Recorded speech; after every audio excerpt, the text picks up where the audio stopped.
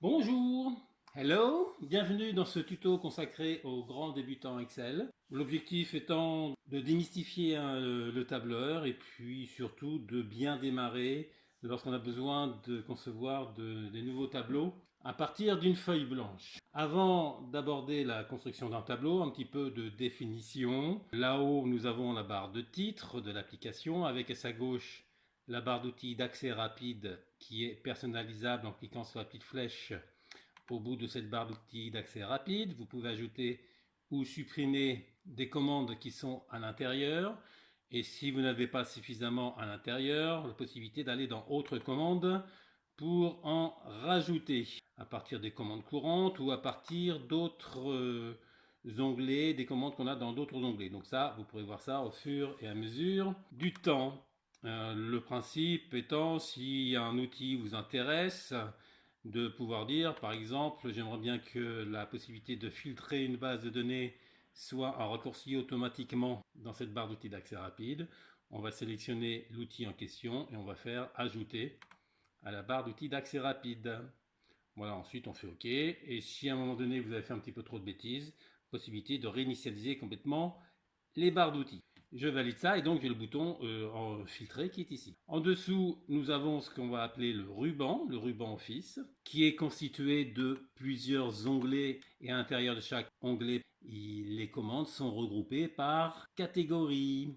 Voilà, en dessous nous avons la barre de formule qui permettra de savoir si à l'intérieur d'une cellule ce que l'on visualise c'est une information qui a été saisie ou si c'est le résultat d'une formule, avec juste à côté la possibilité d'utiliser du fx pour faire des fonctions. À gauche de la barre de formule, nous avons ce qu'on appelle la zone nom qui permet dans un premier temps de savoir quelle cellule va être modifiée lorsqu'on va commencer à taper sur le clavier. Mais plus tard, on verra qu'on peut avoir d'autres types d'informations à l'intérieur, notamment lorsqu'on commence à concevoir des formules. En dessous, on a les en-têtes de colonnes, ce sont des lettres qui vont de A évidemment jusqu'à Z, toutes les lettres sont représentées, sauf que quand on arrive à Z, on redémarre AA, AB, AC, AD, etc. Et de proche en proche, comme ça, comme ceci, on va jusqu'à XFD. XFD, c'est parce que nous sommes sur un document Excel de génération supérieure ou égale à 2007. Si vous êtes sur un document Excel qui a été conçu sur une version antérieure à la version 2007, donc notamment la version 2003, vous verrez que vous arrêterez à IV, ça veut dire 256 colonnes, alors qu'ici, il y en a 16 384. Pour vérifier ça, c'est simple, si vous mettez comme ceci, vous voyez que la feuille de calcul est constituée de 16 384 colonnes, et comme vous pouvez le voir à côté, 1 48 576 lignes. J'ai simplement cliqué dans l'angle ici à l'intersection des en-têtes de colonnes et donc des en-têtes de lignes pour avoir cette information là. Ok, pour revenir sur la cellule A1 plutôt que d'utiliser les barres de défilement ou quoi que ce soit, nous allons pouvoir faire un contrôle Home. La touche Home étant la touche du clavier qui a la forme d'une flèche orientée en haut à gauche, comme on le voit pour le pointeur ici. Donc CTRL Home, on revient directement sur A1. Donc j'ai parlé des en-têtes de colonne, des en-têtes de ligne, et à droite la barre de défilement verticale que certains appellent ascenseur, mais personne en revanche n'appelle la barre de défilement horizontale tapis roulant. Donc tout ça, ce sont des barres de défilement verticales, barres de défilement horizontales, qui, comme leur nom l'indique, permet de faire défiler l'écran. Vous voyez que là, les lignes basculent. Et dans ce cas-là, dans ce sens-là, ce sont les colonnes qui défilent. Je refais mon contrôle Home pour me remettre en A1. En bas, nous avons les onglets de feuilles de calcul. Donc il peut y avoir plusieurs onglets de feuilles de calcul dans un même document. Pour en rajouter, il suffit de cliquer sur le petit plus ou sur l'onglet vierge si vous êtes sur une version 2010. Là, je suis sur la version 2013, donc il peut y avoir des petites différences au niveau de la présentation. Et si vous êtes sur la version 2007, en revanche, vous ne verrez pas l'onglet fichier à gauche du ruban Office. À la place, vous aurez un gros bouton multicolore qui correspond au bouton Office, qui a en gros les mêmes fonctionnalités que cet onglet fichier. La dernière barre en bas, c'est la barre d'état. C'est ça qui vous donne des informations sur, en quelque sorte, l'état de votre environnement. Et à droite de cette barre d'étape, vous avez la possibilité de zoomer. Voilà. Ça avec les petits plus et les petits moins, ça en attrapant directement le petit curseur à l'intérieur de la barre.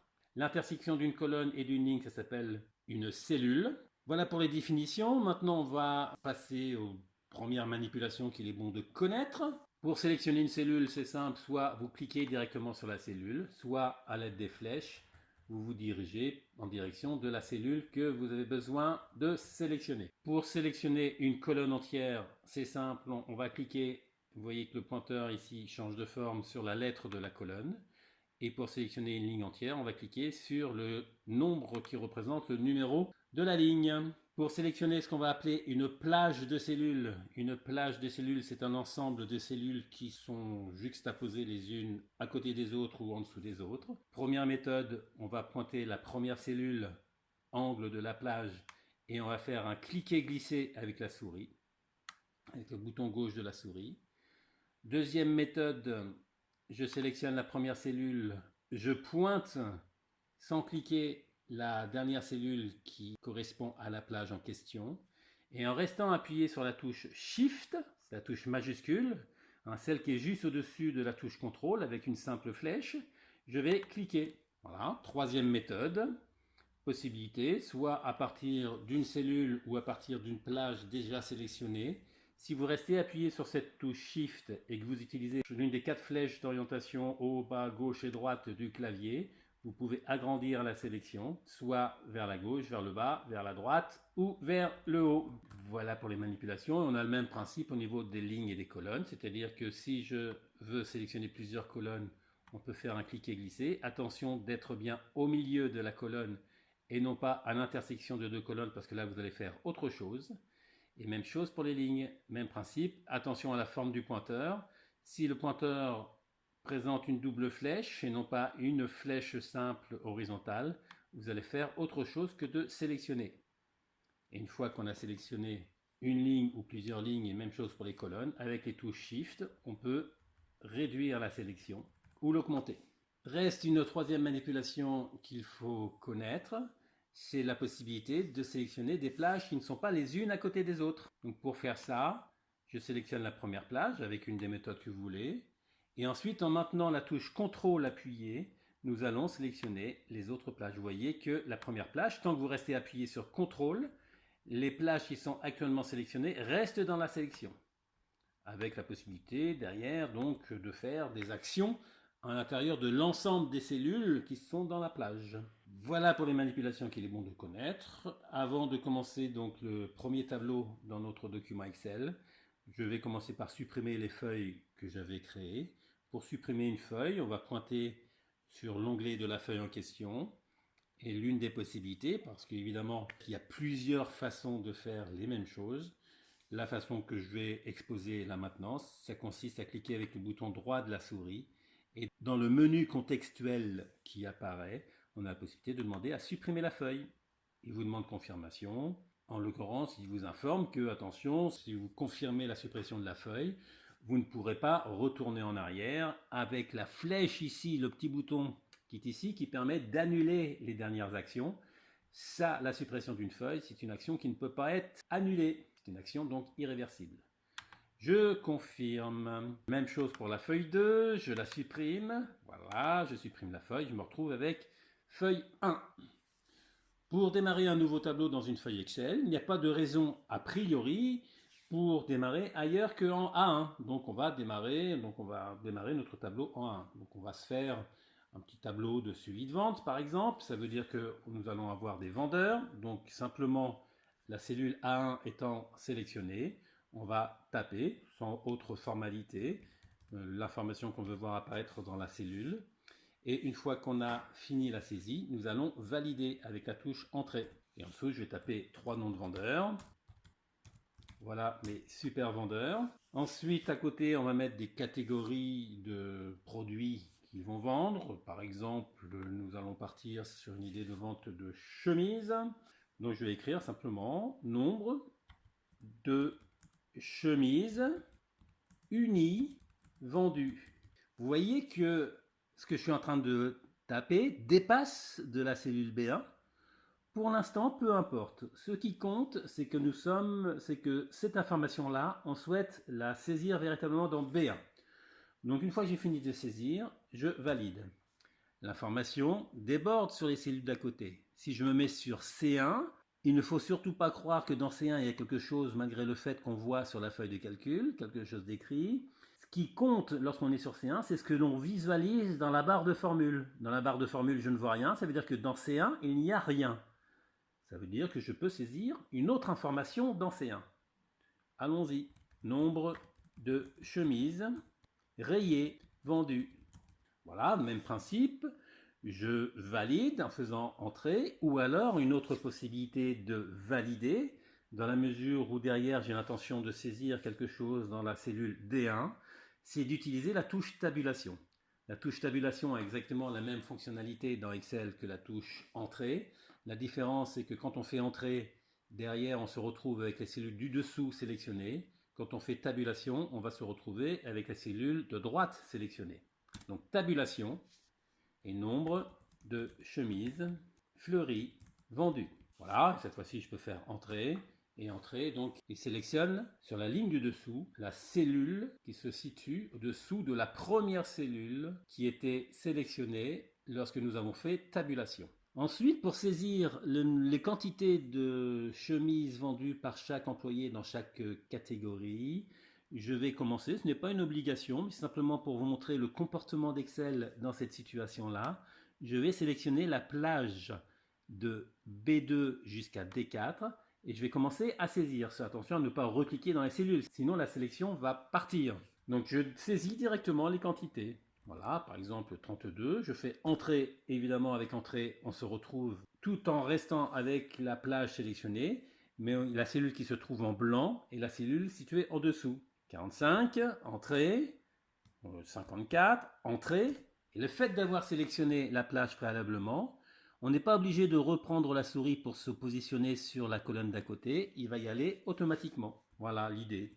15, 76, 46, je mets des chiffres complètement au hasard, ce qui me passe par la tête. 23, 55, 58. Voilà pour les premières saisies. Donc comme j'ai commencé à travailler depuis un certain temps, il faut penser rapidement à enregistrer notre document. Pour enregistrer le document, nous avons dans la barre d'outils d'accès rapide ici à gauche quelque chose qui ressemble à une petite disquette. Et quand on met le pointeur dessus, il nous dit bien enregistrer. Et entre parenthèses, vous voyez qu'il nous indique CTRL S. Ce que vous voyez entre parenthèses, ce sont les raccourcis clavier. Ça veut dire que à la place d'utiliser cet outil-là, je peux très bien faire CTRL S au clavier. Ça aura exactement la même fonctionnalité que ce bouton. Donc voilà, enregistrer sous, on se retrouve sur la partie fichier derrière et il nous demande de choisir dans un premier temps un lieu où on va mettre notre document. Donc je vais choisir quelque part un dossier sur l'ordinateur. Je vais aller dans Documents, voilà. Et à l'intérieur de cette boîte de dialogue là, je vais lui dire de créer un nouveau dossier. Donc je rappelle qu'un dossier, c'est un endroit où on va stocker des documents. À ne pas confondre avec un fichier qui est le document par lui-même. Nouveau dossier, donc voilà, démo débutant. Ok, je m'assure que le dossier en question se trouve dans la barre d'adresse de la boîte enregistrée sous. Ça veut dire que le document que je vais enregistrer, une fois que je cliquerai sur enregistrer, mais il est encore un peu tôt pour le faire maintenant, il se mettra dans ce dossier-là. Le nom du fichier, je vais le mettre, voilà, par exemple, vente de chemise. Et le type de fichier, donc là-dedans, il y a plusieurs possibilités, on ne va pas toutes les énumérer. Classeur Excel, entre parenthèses, XLS, c'est-à-dire c'est un classeur qui contient les 16 384 colonnes et 1 48 576 lignes, mais dans lequel on ne pourra pas plus tard faire de macro, une macro étant un processus d'automatisation. Donc ça veut dire que si vous avez l'intention d'automatiser, mais si vous êtes sur ce tuto, c'est peut-être un petit peu tôt encore pour envisager ce genre de situation. Mais si jamais vous vous sentez prêt à faire des macros, il faut tout de suite penser à le mettre en classeur Excel, prenant en charge les macros. Autre possibilité intéressante là-dedans, c'est la possibilité de l'enregistrer en PDF, sachant que si on l'enregistre en PDF, seule la feuille active dans laquelle on se trouve au moment où on fait enregistrer sera enregistrée. Et en aucun cas, le document Excel par lui-même ne sera enregistré. On crée un PDF pour visualiser l'état de la feuille au moment où on le fait. Ensuite, le quatrième format qui peut être utile dans certains cas, c'est de l'enregistrer en format 97-2003, XLS. Pour le coup, il ne faut pas avoir des grands tableaux, des trop grands tableaux, parce que là on est limité à 256 colonnes, on va jusqu'à IV, et 65 536 lignes. Donc c'est uniquement si vous pensez avoir besoin de ce document-là sur un autre ordinateur dans lequel il n'y aurait pas encore les versions depuis 2007. Donc nous allons le laisser en XLSX. Voilà, vente de chemise. On a dit où on voulait le mettre, comment on voulait l'appeler et le format qu'on voulait lui donner. On peut enregistrer. Et le nom du document apparaît dans la barre de titre de l'application. Voilà, donc nous allons commencer maintenant notre première formule à partir d'un total. Là, il s'agit d'additionner les différentes cellules, sauf que les différentes cellules sont les unes au-dessus des autres. On pourra faire la même chose pour les cellules les unes à côté des autres. Enfin bref, il s'agit d'additionner ce qu'on appelle donc la plage de cellules de toutes les quantités de chemises unies. Je reviendrai après sur cette histoire-là qu'on ne visualise pas toutes les informations qui sont dans les différentes colonnes. Je commence à attaquer la première formule et je reviendrai tout de suite après. Donc je sélectionne la cellule où doit apparaître les résultats. C'est la première règle qu'on va s'imposer, même si il y a des techniques dans certaines situations qui permettent de faire autrement. Dans un premier temps, gardez à l'esprit cette règle. Lorsque vous avez besoin d'établir une formule de calcul, commencez par sélectionner la cellule où doit apparaître le résultat. C'est ce que j'ai fait ici. Et ensuite, nous allons concevoir la formule par elle-même. Ici, il s'agit d'additionner des cellules dans Excel. Additionner des cellules, une plage de cellules, ça s'appelle une somme automatique. Et la somme automatique, on va la faire à partir de ce symbole-là, ce sigma majuscule. Lorsque vous êtes dedans, vous voyez qu'il vous a dit que vous pouvez faire une somme. Lorsque vous voyez des outils avec une petite flèche à côté, ça veut dire qu'à l'intérieur du même bouton, il y a la possibilité de faire autre chose que le fait de cliquer sur le bouton par lui-même. Par défaut, si vous cliquez sur le bouton, c'est une somme. Mais on verra qu'on pourrait faire en même temps une moyenne, déterminer le nombre de cellules qui contiennent des valeurs numériques, déterminer la valeur maximale d'une série ou la valeur minimale. Donc ici, on se contente de faire une somme automatique, donc je clique sur le bouton somme automatique. Il me propose par défaut de faire la somme de tout ce qu'il y a dessus, donc Excel analyse le tableau que l'on avait, il reconnaît qu'au-dessus il y avait des valeurs numériques, et qu'à un certain moment on a du texte, donc il nous propose de faire la somme de toutes les cellules numériques qui se trouvent au-dessus de là où on fait la formule. Une fois que j'ai terminé ma formule, je peux valider en faisant entrée ou tabulation, peu importe. Là ici je fais entrée. Donc il me détermine le total des chemises unies. Donc je vais revenir momentanément ici pour ces informations-là. Pour visualiser ce qu'on a mis dans les cellules, évidemment on a la possibilité de sélectionner chacune des cellules ici. Et on voit dans la barre de formule ce qui a été écrit, mais ce n'est pas évidemment forcément pratique. L'autre solution consisterait à agrandir les colonnes. C'est-à-dire que vous voyez quand vous mettez entre le B et le C à un moment donné, le pointeur prend la forme d'une double flèche horizontale. Et quand vous faites un cliquer-glisser, vous pouvez agrandir la colonne.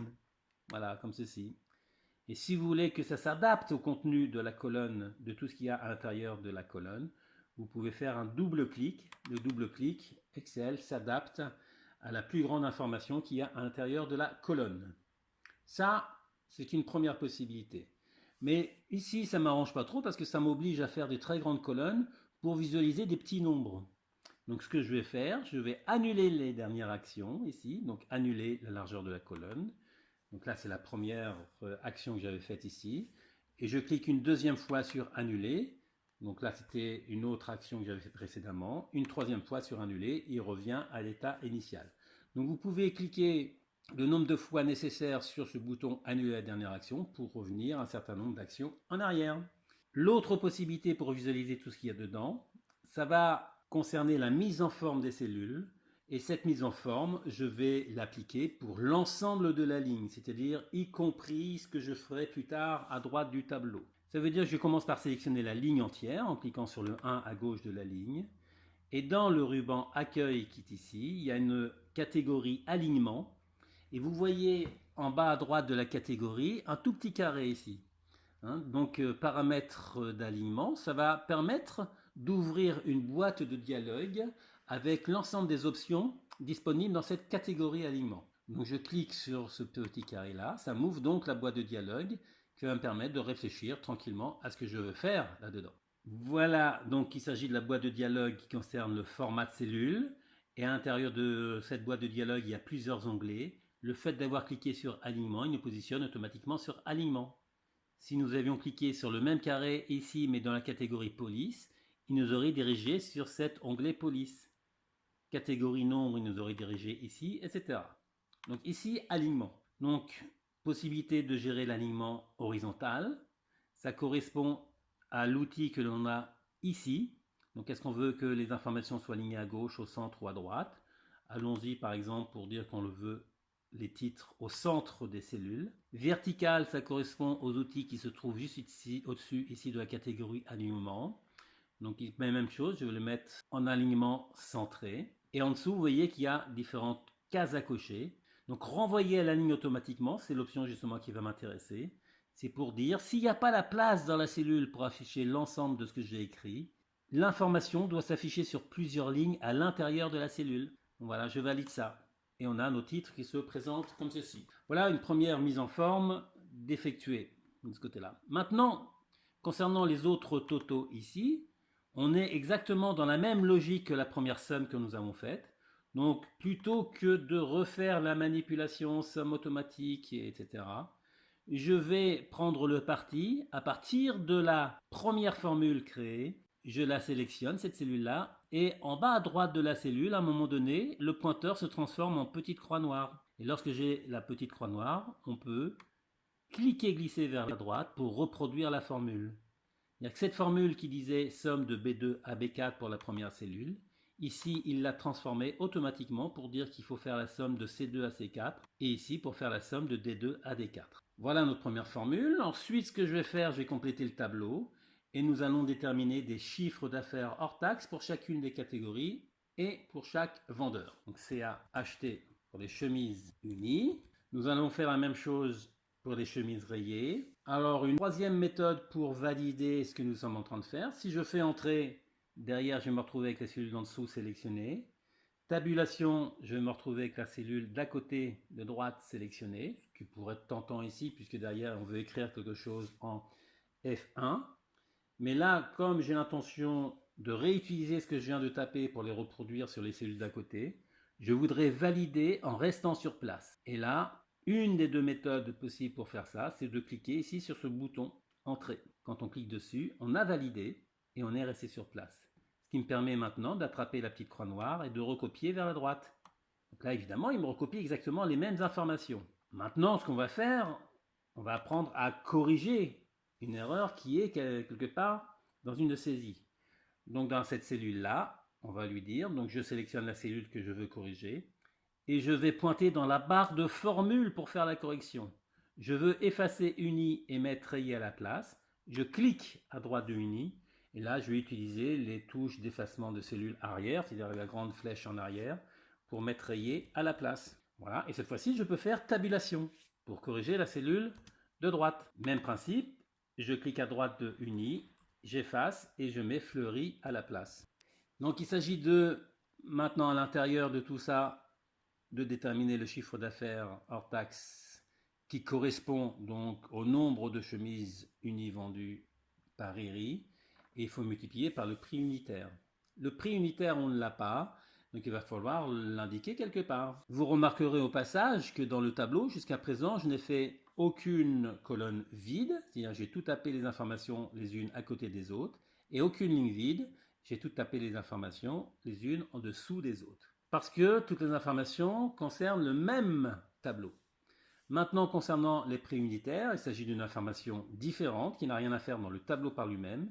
Donc je vais laisser des lignes vides entre le premier tableau et ce tableau-là. Et je vais inscrire comme étiquette ici, prix unitaire, PU, espace, acheté comme hors taxe, prix unitaire hors taxe. Voilà, et on va faire les chemises unies à 32 €, les chemises rayées à 45 et les chemises fleuries à 55. Voilà pour les prix unitaires. Pour l'instant, vous remarquerez également que je ne fais pas du tout de mise en forme. Je ne tape pas l'unité euro. Je me contente, lorsqu'il s'agit de chiffres, de nombres, de taper que les nombres. S'il y a besoin de faire de la mise en forme, de mettre une unité derrière, ça viendra plus tard. Donc il faut connaître évidemment la formule qui permet de calculer le chiffre d'affaires hors taxe. Il s'agit d'une simple multiplication, cette fois-ci, non plus d'une somme. Il s'agit de multiplier le nombre de chemises par le prix unitaire. Donc il s'agit cette fois-ci d'une opération mathématique de base. Addition, soustraction, multiplication, division. Donc cette fois-ci, on va directement commencer la formule en tapant égal. Et avec la souris, on va lui montrer ce qu'il doit additionner. Surtout ne pas saisir 32 parce que l'idée d'une formule, c'est de dire si les nombres là-dedans changent, le résultat doit se recalculer. Donc on va lui dire il faut prendre le contenu de cette cellule-là, on va simplement lui montrer et on va cliquer dessus. Ensuite, on va mettre l'opération que l'on veut, donc multiplication, c'est l'étoile qu'il faut utiliser, surtout pas le X, par cette cellule-là. Et je valide, en considérant que ma formule est bonne. Donc, me fait l'opération, évidemment, de la multiplication. Il n'y a pas de raison, a priori, pour que ce que nous avons fait pour la somme tout à l'heure, recopier les formules, ne fonctionne pas dans ce cadre-là. Donc, on va vérifier ça. Et quand je recopie vers la droite, je relâche, il me fait bien le calcul, c'est-à-dire que là, il me fait bien C2 multiplié par C10. Et ici, il me fait bien D2 multiplié par D10. Donc il a bien adapté la formule. Si je recopie ces trois cellules-là, donc je sélectionne les trois cellules, je rattrape la poignée de recopie avec la petite croix noire et je recopie tout ça jusqu'à loulou, et non pas jusqu'au total, même si la formule par elle-même serait bonne. La logique par elle-même me chagrine un petit peu si on recopie jusqu'à total. Donc on se contente de recopier jusqu'à loulou. Et quand on relâche, cette fois-ci, on se rend compte qu'il y a un problème parce qu'il n'arrive pas à faire la multiplication. Alors, que se passe-t-il si on se met par exemple sur cette cellule F3? On voit qu'il nous a fait C3, c'est-à-dire c'est le nombre de chemises rayées par Fifi, donc ça c'est bon. Multiplié par quoi? Multiplié par C11. Or, en C11, il n'y a rien. Il a oublié de conserver le C10. Eh oui, Excel, pour lui, il se fiche de savoir l'environnement dans lequel on est. Il a une formule, la première formule ici. Si on recopie vers la droite, il va transformer toutes les lettres, il va rajouter la lettre qui suit dans l'alphabet. Et quand on recopie vers le bas, il va faire plus 1 à tous les nombres qu'il va trouver dans la formule. Ça veut dire qu'il faut que je trouve le moyen de lui dire, attention, tout doit changer là-dedans, sauf le 10. Ça veut dire que je me repositionne sur la première formule qui a été créée au départ pour la modifier. Je vais recliquer sur la référence à l'intérieur de la formule qui pose problème, en l'occurrence c'est B10. Vous voyez, je ne cherche pas à me mettre au milieu, à droite ou quoi que ce soit, je clique là où il est marqué B10. Et pour lui dire qu'il doit toucher au B mais pas au 10, que le 10 doit rester figé en quelque sorte, il va falloir mettre des dollars. Il faut admettre que ce sont des dollars, c'est comme ça. Et pour faire ça, on va utiliser la touche F4. La première fois où vous appuyez sur F4, vous voyez que Excel rajoute 2 dollars. Il y a un dollar à gauche du B. Il y a un dollar à gauche du 10. Ici, il ne faut pas penser dollar à droite du B. Parce que le dollar qui est ici, il est là pour s'occuper uniquement du 10, pour figer le 10. Et le dollar qui est à gauche du B, il est là pour s'occuper à figer le B si on recopie la formule. Donc figer le B, figer le 10, c'est ce que je veux, effectivement. En revanche, quand je recopie vers la droite, le prix unitaire se trouve dans la colonne C. Ça veut dire qu'ici, il y a un dollar en trop, le dollar qui est à gauche du 10. Pour le retirer, soit vous le retirez à la main en allant l'effacer manuellement, soit vous continuez à utiliser la touche F4. Et le fait d'utiliser la touche F4, vous voyez que la position des dollars change. Là, j'appuie plusieurs fois sur la touche F4. D'accord? Donc, 2 dollars. Cette fois-ci, je me retrouve avec un dollar à gauche du 10, mais pas à gauche du B. Ça me paraît cohérent. Donc, je valide avec le petit outil, le petit bouton qui se trouve à gauche du FX ici. Ou alors, éventuellement, en faisant CTRL Entrée pour rester sur place. Et une fois qu'on a validé, donc évidemment, il n'a pas modifié les autres formules, parce que le dollar n'intervient que quand on recopie les formules, c'est-à-dire qu'il faut reprocéder à la copie de la formule. On ne peut pas faire les deux sens en même temps, on ne peut pas aller en biais. Donc moi je commence par aller à droite, je relâche, on rattrape la poignée de recopie et on recopie vers le bas.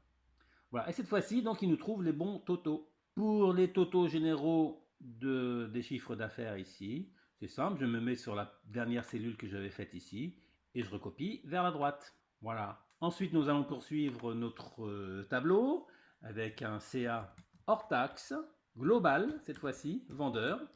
Donc vous voyez que la mise en forme que nous avions établie pour la première ligne s'applique aux nouvelles informations, aux nouvelles cellules dans lesquelles on fait des saisies. C'est-à-dire que j'ai les informations les unes en dessous des autres. Donc là, il s'agit de faire la somme de tous les chiffres d'affaires hors taxe, donc somme automatique. Et là, vous voyez qu'il nous sélectionne toutes les cellules numériques qui se trouvent à gauche. Excel ne réfléchit pas. Il réfléchit un minimum, mais la réflexion ne va pas très loin. Donc là, c'est à moi de lui dire, attention, il ne faut pas tout prendre.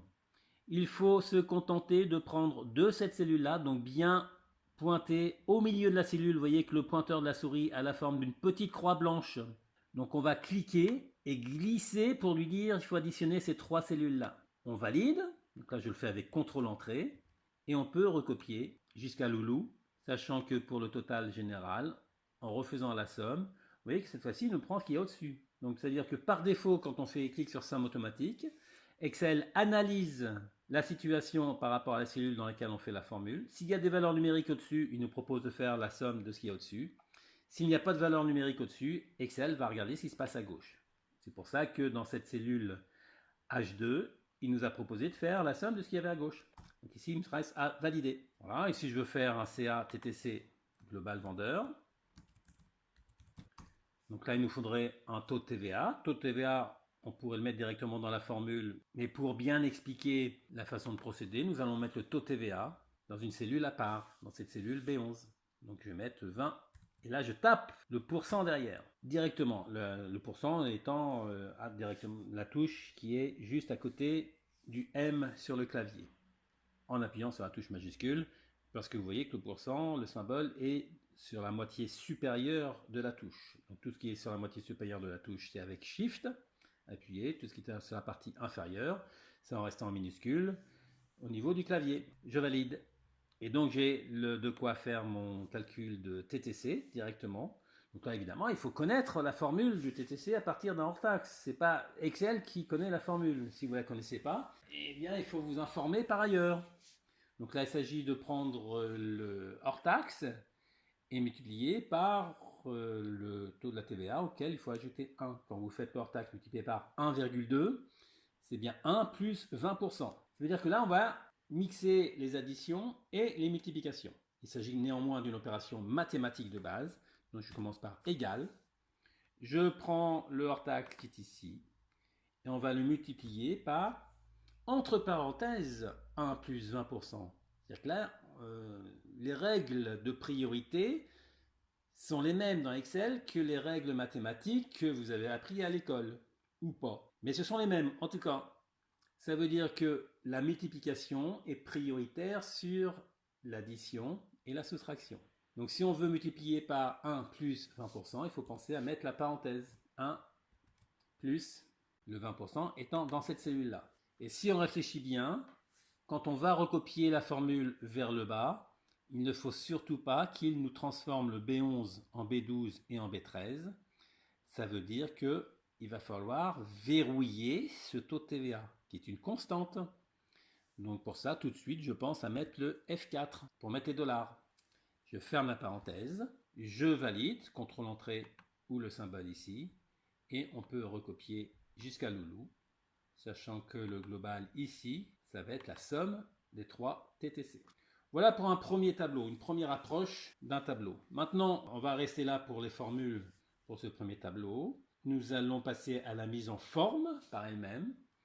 Donc si je veux mettre des bordures autour du tableau, il va falloir commencer par sélectionner tout le tableau parce que la mise en forme va s'appliquer à tout ce qui est préalablement sélectionné. Donc je me mets quelque part n'importe où dans le tableau. Et pour sélectionner tout le tableau autour de cette cellule active, nous allons faire CTRL étoile. CTRL étoile sélectionne tout le tableau autour de la cellule active. Et à partir de là, vous voyez qu'il y a une catégorie police ici, à l'intérieur de laquelle on va pouvoir faire un certain nombre de choses, changer la police, la taille, tout un tas de choses. Et notamment, il y a un petit bouton pour faire des bordures. Donc quand vous cliquez à droite de ce bouton-là sur la flèche, donc on a vu tout à l'heure que le fait de cliquer à droite, ça veut dire que ça nous offre plusieurs possibilités. Il y a tout un tas d'outils qui permettent de gérer les bordures, mais lorsqu'on veut faire des bordures un petit peu particulières, c'est pas forcément très pratique à utiliser. Donc on va tout de suite aller dans Autre bordure. Vous voyez que la commande Autre bordure ici, derrière, il y a trois petits points. Quand vous voyez trois petits points derrière une commande dans un menu, ça veut dire que ça va vous amener sur une autre boîte de dialogue dans laquelle vous aurez tout le temps de réfléchir à ce que vous voulez faire. Alors que toutes les commandes ici sont directes. Il faut savoir ce qu'elles font lorsque vous les faites. Donc nous allons aller dans Autre bordure. On se retrouve dans la boîte de dialogue Format de cellule, mais directement sur l'onglet Bordure. Donc là, on va lui dire, par exemple, je veux une bordure épaisse. Donc je choisis d'abord le type de bordure. Deux couleurs, voilà, je choisis une couleur. Et j'aimerais bien avoir ça en haut de la sélection complète. Donc je vais cliquer sur le petit outil ici. Ça marche aussi si vous le faites là. Mais selon l'endroit où vous cliquez, vous risquez de faire des bêtises. Donc autant utiliser les boutons ici. Et en bas. Donc on commence par sélectionner le type de ligne que l'on veut. Et ensuite on lui dit où est-ce qu'on veut le mettre. Donc je vais changer la couleur, je vais mettre du bleu. Et on va dire que le bleu, je voudrais à gauche et à droite de la sélection. En revanche, ensuite, on va faire des bordures un peu plus fines. Donc je vais utiliser celui-ci, que je vais positionner en vert. Et là, je pourrais l'avoir à l'intérieur. Donc si je veux partout, aussi bien horizontalement que verticalement, ou bien j'utilise celui-ci, puis celui-ci. Je peux très bien faire comme ceci, voilà. Ou bien s'il s'agit de mettre les mêmes lignes partout à l'intérieur, on peut lui dire de mettre ça directement à l'intérieur. Il fait les deux en même temps. Donc voilà pour les bordures. Je valide ça. Là, vous ne voyez pas les couleurs parce qu'il y a la plage qui est sélectionnée. Pour visualiser les couleurs, il faut recliquer quelque part dans la feuille de calcul et là, on voit nos bordures. Si je veux appliquer une mise en forme particulière à cette première ligne, donc là, je vais sélectionner la plage de cellules. Donc là, je fais un cliquer-glisser. Ou alors, comme on l'avait vu tout à l'heure, je sélectionne la première cellule, je pointe la dernière, j'appuie sur la touche Shift et je clique pour sélectionner toute cette ligne-là. Il y a encore d'autres méthodes, mais chaque chose en son temps. Et cette fois-ci, je vais lui dire directement, ici il y a la possibilité de changer la police, je peux changer la police. Voilà, du comics en MS par exemple, d'une certaine taille. Je ne vais pas changer la taille, à la limite je la diminue même. Taille 10, je peux mettre en gras, consiste à mettre un peu plus, que ce soit un peu plus visible. Changer la couleur de la police, voilà, pour du jaune, et éventuellement changer l'intérieur de la police. Donc la couleur de la police, c'est le petit A avec un trait en dessous. Et l'intérieur de la cellule, c'est le pot de peinture dans lequel, quand vous cliquez toujours avec la petite flèche à droite du pot de peinture, vous pouvez changer donc la couleur de l'intérieur, etc. Donc tout ça, après, de proche en proche, vous pouvez gérer ces informations-là un petit peu partout. Voilà, faire les totaux. Ouais, évidemment, là, j'abuse un petit peu au niveau des couleurs, hein, mais c'est pour simplement à titre de pédagogie, pour montrer ce qu'on peut faire là-dedans. Et toutes ces cellules-là où il y a des formules, voilà, je vais le mettre en relief de la même façon que les totaux là-bas. Tout ça, je sais que ce sont des formules. Donc évidemment, mettre des bordures vertes sur des fonds verts, on ne voit plus les bordures. Mais ça, c'est une autre affaire. Si on voulait les changer, il faudrait retourner, resélectionner et changer. À la limite, je vais le faire comme ceci. Voilà, retourner ici. Donc là, j'ai utilisé, pour sélectionner ces deux plages, hein, j'ai utilisé simplement la touche CTRL. Pour dire une fois que j'ai fait la première, j'appuie sur la touche CTRL et je fais la deuxième plage pour pouvoir changer les bordures. Donc je retourne dans Autre bordure et lui dire que cette fois-ci, on va mettre par exemple du jaune à l'intérieur de ce qui est sélectionné. Ça me fait des bordures jaunes uniquement à l'intérieur de ce qui est sélectionné.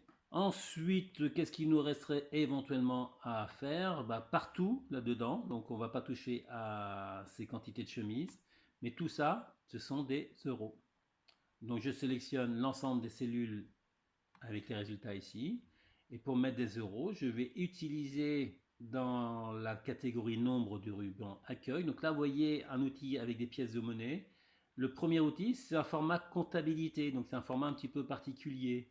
Donc d'où moi, ce que je préfère, c'est utiliser cette zone déroulante dans laquelle il y a plusieurs autres formats et dans lequel on va trouver l'outil monétaire. Voilà, donc il me met tout ça avec des euros.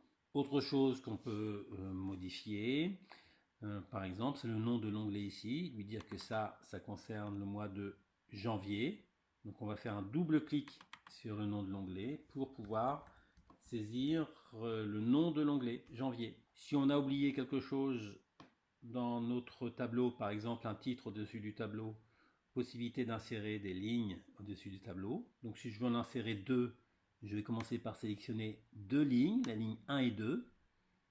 Et une fois qu'elles sont sélectionnées, dans le ruban accueil, à droite, on a la possibilité de demander à insérer des lignes dans la feuille. Voilà ce qui me fait de la place. Et pour saisir un titre qui soit centré au milieu du tableau, le titre, on va le saisir complètement à gauche, en A1, vente de chemise en janvier. Voilà, je fais un contrôle entrée pour rester sur place.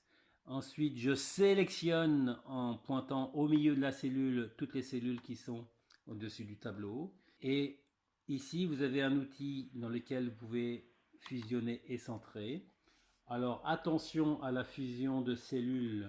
La fusion de cellules consiste à facilement à regrouper des cellules ici. Vous voyez qu'on ne peut pas sélectionner une seule cellule à l'intérieur. Hein, dès que vous cliquez ici, ça sélectionne l'ensemble. Ça veut dire que si plus tard vous aviez l'intention de sélectionner par exemple uniquement cette partie-là, y compris la première ligne, vous ne pouvez pas. Vous voyez que automatiquement, il s'en va sélectionner l'ensemble des colonnes qui correspondent aux cellules fusionnées. Donc ça, c'est un petit peu gênant quelquefois dans les tableaux. Ça veut dire qu'on ne va pas fusionner et centrer. Donc je désactive fusionner et centrer. En revanche, lorsque vous allez sur la rubrique alignement ici, il y a dans l'alignement horizontal, donc ça va s'appliquer à l'ensemble des cellules qui ont été sélectionnées, une commande qui s'appelle centrer sur plusieurs colonnes. L'effet est le même que fusionner et centrer, mais cette fois-ci, vous voyez que vous pouvez sélectionner les cellules individuellement. Ce qui veut dire que si plus tard vous avez besoin de sélectionner ça, y compris la première ligne, il n'y aura pas de problème. Et ensuite, donc, il s'agit de mettre en forme. Donc là, attention, parce que l'information que vous voyez ici, vous voyez que dans la barre de formule, là, il n'y a rien. Ça veut dire qu'il faut se rappeler que ce qui a été saisi ici, c'était saisi finalement dans la cellule A1. Voilà. C'est en sélectionnant la cellule A1 que je vois ce qui a été écrit ici. Donc ça veut dire que on peut très bien faire la mise en forme en restant sur la cellule A1. Je fais la mise en forme, voilà, etc., etc. Pour une première approche d'Excel, ça c'est le minimum à connaître pour bien démarrer sur Excel. On va en rester là.